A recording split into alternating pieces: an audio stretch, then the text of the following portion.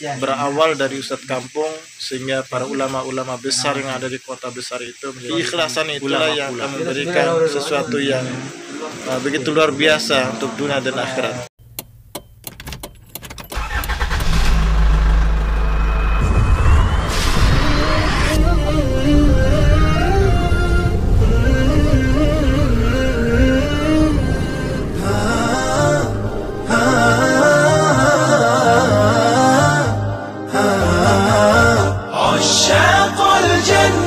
العليا ودعاة الرحمة للدنيا سفراء للحب نشأنا وعلى الحب نعيش ونحيا.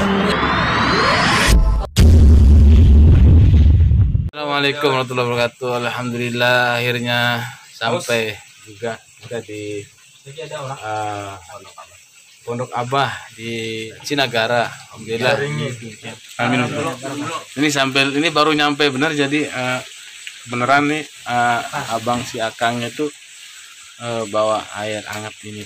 Kebetulan di sini dingin nih. Kita minum dulu ya sambil santai aja. Sambil minum ya habis.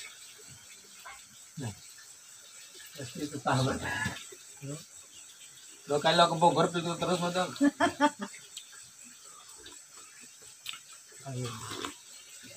Ini panggil sini. Nah, tadi sampai perjuangan untuk ilmu, perjuangan untuk ilmu. Kan dulu ada awalnya ya belajar itu.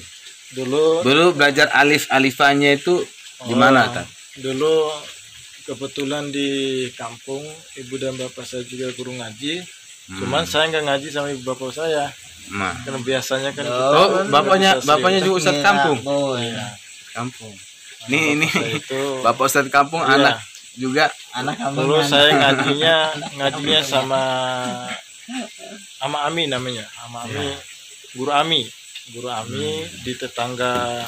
Di mana itu kampung? Kampung itu di mana? Desa Rupe, Kecamatan Lenggudu sekarang. Kabupaten Bima. Kabupaten Bima. Ya. Jadi kita belajar sama beliau. Hanya beberapa kali karena memang kita nggak serius lah belajar ngajinya dulu karena sampai kita masuk ke sekolah Sanawiyah Kerumbu kelas 1 yang namanya juga pengaruh lingkungan, jadi kita ngajinya begitulah. Hanya dulu tuh mungkin ya sama kayak saya nih, saya dulu tuh waktu SD itu yang dipaksa iya. Sampai berapa kali kabur nggak mau pergi ngaji,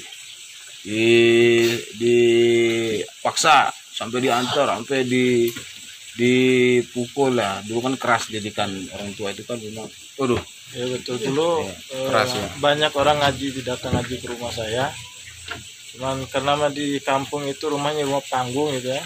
Rumah panggung, jadi saya habis maghrib itu izin ke orang tua kencing, jadi sarungnya dijatuhkan dulu ke supaya kolong supaya itu ngapain bisa itu? kabur kita. Supaya bisa kabur ya. Karena ditunggu sama teman-teman di bawah. Ya. Pergi kaburnya itu hanya untuk main kikolo itu. Main kikolo itu sekarang itu tuh tempat-tempatan. petak umpat. Ya. Itu pun di kebun kelapa, kebun apa namanya? Pisang. Sama main apa sih yang main benteng. Nah, iya itu khas. Itu emang khas. Itu kalau nggak main itu ya belum sah. Sering dengan jalan berwaktu. Jadi saya kelas 1 Sanawiyah Kerumbu itu dulu malum lah, anak-anak kampung kan suka tawuran gitu ya. Tawuran antar kampung dempak gitu ya. Jadi saya termasuk orang yang terlibat dalam peperangan antara kampung itu, sehingga ada kejadian yang memang saya harus keluar dari sekolah. Waktu itu ada tawuran antara kampung, sehingga saya kabur di Sape, ikut laut itu ya, Jalapuru istilahnya.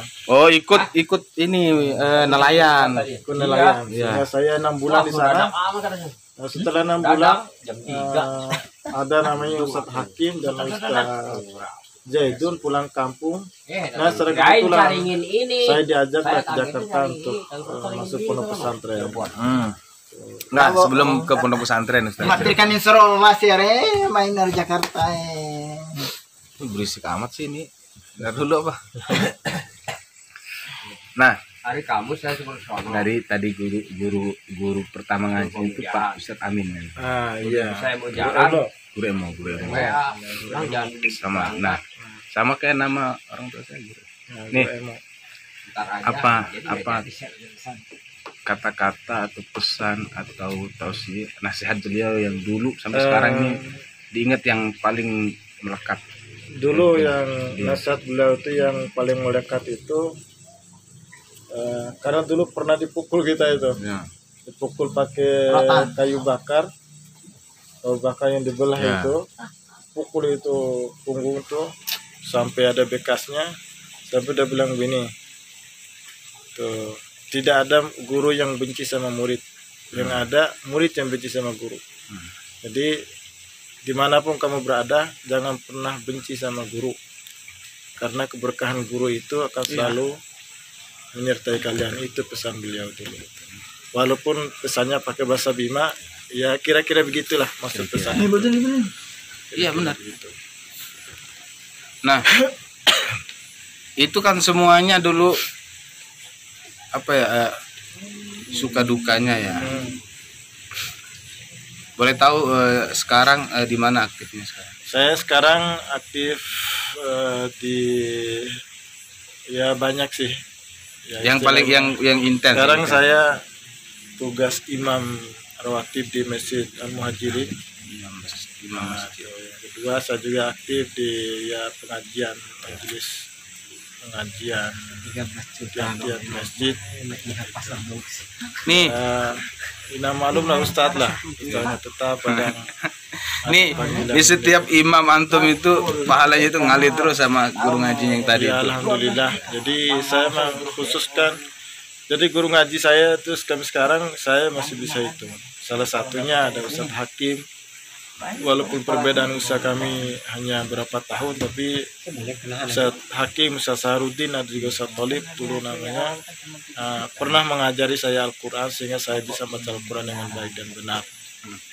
Saya masih ingat ketika Ustadz Hakim mengajari di pesantren, waktu saya pesantren, jadi yang pertama kali mengajar Al-Quran itu beliau bertiga ya. Ya tapi kan sebelum masuk pesantren itu kan sebelumnya lagi kan pernah belajar kan mengenal huruf itu. Iya. Nah itu Jadi sebenarnya dulu itu ngaji kita di kampung itu tidak mengenal huruf. Jadi ngajinya itu istilah hafal, ngaji hafal. ngaji ngikutin guru aja gitu ya. Sehingga ada istilah dulu Yabani pertama, Yabani kedua sampai Yabani ketiga. Iya. Jadi itu kita ngapal itu surat Al-Baqarah itu Yabani. Yabani itu ada 3 kita Yabani. nggak mengenal huruf, Yabani. tapi karena kita ngikutin Yabani dengerin bacaan guru jadi hafal. Ya ada 3 Yabani itu di surat Al-Baqarah kan. Saya dulu tuh sudah sampai Yabani ketiga hafalnya. Oh, Tapi pas berarti lihat Quran nggak tahu. kalau Yabani ketiga itu udah juz pertama sih itu ya Yabani. Jadi nah itu ya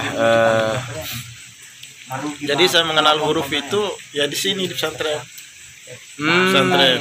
Tapi kalau belajar sholat itu langsung sama ibu saya. Dulu sama ibu itu tidak diajari dengan tulisan, tapi biasa rumah panggung itu di belakangnya ada dapur yang ditutup sebelah setengahnya itu buat duduk keluarga. Jadi biasanya malam-malam itu saya, bapak saya, ibu saya sama kakak saya perempuan itu kita diajari sholat di situ, bacaan sholat. Nah, alhamdulillah sampai sekarang kita masih hafal ajaran sholat itu. alhamdulillah ya berkat seandainya tadi guru ngajinya itu atau tidak yang tadi itu saya bilang Pak Amin dan yang lain disebutkan tadi seandainya beliau dulu tidak mengajarkan jadi apa dah. Iya, jadi beliaulah yang pertama kali mengenalkan saya dengan Al-Quran. Walaupun di rumah banyak yang ngaji sama ibu dan bapak saya, tapi saya justru ngaji di tempat justru lain. kan uniknya itu begitu ya. di rumah itu banyak anak yang ngaji, tapi anaknya sendiri itu Nah, susah. itu masalahnya. Kan begitu masalahnya. Kadang bisa serius. Nggak bisa serius. Bisa Orang serius. tuanya juga itu Iya. apa ya? Anak jadi murid itu beda, Nah, iya kan? Beda. Suasananya. Makanya kan apa rata-rata anak apa kiai itu anaknya itu disekolahkan atau sekolah disuruh kan di belajar tempat ke lain. tempat lain biasanya begitu ya. Karena biasalah dari kecil gitu itu ya. kan biasa kita sayang sama orang tua itu kan, jadi nggak bisa serius kita. Ya. Walaupun bapak saya itu sangat sayang sama saya dibanding ibu. Itu ada dua hal itu biasanya ya. Pertama itu orang tuanya nggak tega mukulin anak keras.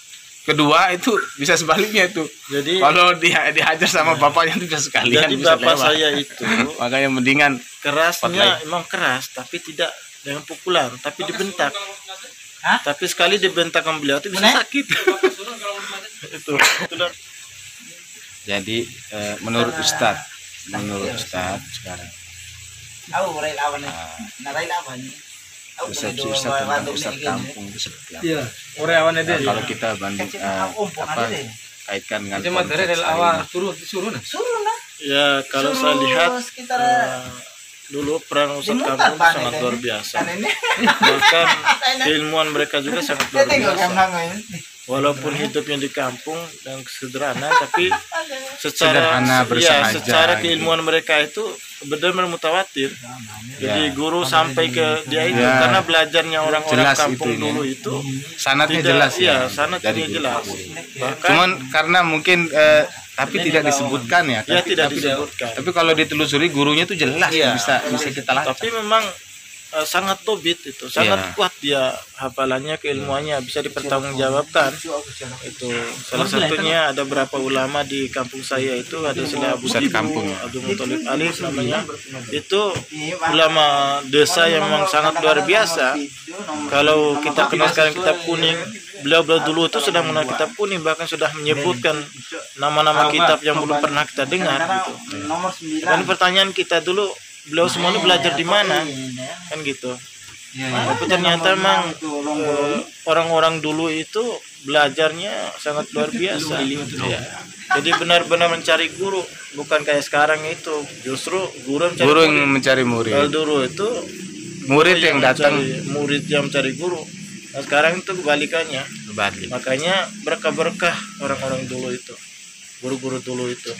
Walaupun dulu itu imbalannya hanya nimba air, terus dimasukin di apa namanya itu? Padasan. Padasan bahasa Indonesia. Suara apa ini? Padasan. Ntar dulu. Itu. Ini kayaknya mau juga Saya ntar. masih ingat kata Nanti bapak tunggu saya waktu. dulu begini. Jadi biasanya anak-anak datang ngaji ke rumah itu ngisi itu. Padasan itu ya. Ya padahal sudah penuh tapi diisi lagi. Padasan itu biasanya ada di depan rumah ya. Iya. Rumah. Itu apa namanya itu gerabah ya, gerabah. Apa sih bahasa? Gerabah yang diisi air ya, tempat wudhu itu. Iya. Ya, Itu semacam Padasan. ini yang apa? Yang dari tanah lihat itu lah. Yang terakhir ini channel ini namanya Ustadz Kampung. Oh gitu. Nama channelnya ini channel Ustadz Kampung. Minta apa yang mau disampaikan? Mungkin Oke, pada teman-teman Ustadz Kampung, teruslah berjuang bahwa berawal dari Ustadz Kampung sehingga para ulama-ulama besar yang ada di kota besar itu menjadi ulama pula. Jadi jangan pernah lupakan Jasa. Ustadz Kampung, jasa-jasa mereka berawal dari lisan mereka lah, dengan tulus dan ikhlas mendidik, mengarahkan kita sehingga kita bisa menjadi orang yang sedikit dipandang orang karena keilmuan yang sudah diajarkan oleh guru-guru kampung. Jadi jangan berkecil hati karena tinggal di kampung, mengajar Al-Quran tanpa diberi imbalan yang besar. Jadi justru keikhlasan itulah yang akan memberikan sesuatu yang begitu luar biasa untuk dunia dan akhirat. Karena saya lihat orang Ustadz kampung itu hidupnya sederhana tapi selalu berkah. Terkadang kita yang hidup di kota besar dapat amplopnya banyak, terkadang juga nggak berkah gitu. Merasa Karena kurang, merasa kurang. gitu. Tapi tetaplah berjuang. Oke, terima kasih Ustaz. Ya, sahabat Ustadz Kampung, di mana saja Anda berada. Tadi itu kita ngobrol-ngobrol sedikit dengan Ustadz Taufan Saban. Alhamdulillah banyak yang bisa kita dapatkan. Oke, kalau sahabat atau para netizen ingin terus mendengarkan atau mengulik cerita atau kisah-kisah dari Ustadz Kampung yang lainnya, like, share, dan subscribe channel ini supaya kami bisa memberikan suguhan video-video yang menarik dan bermanfaat dan lainnya. Itu ya. Assalamualaikum warahmatullahi wabarakatuh.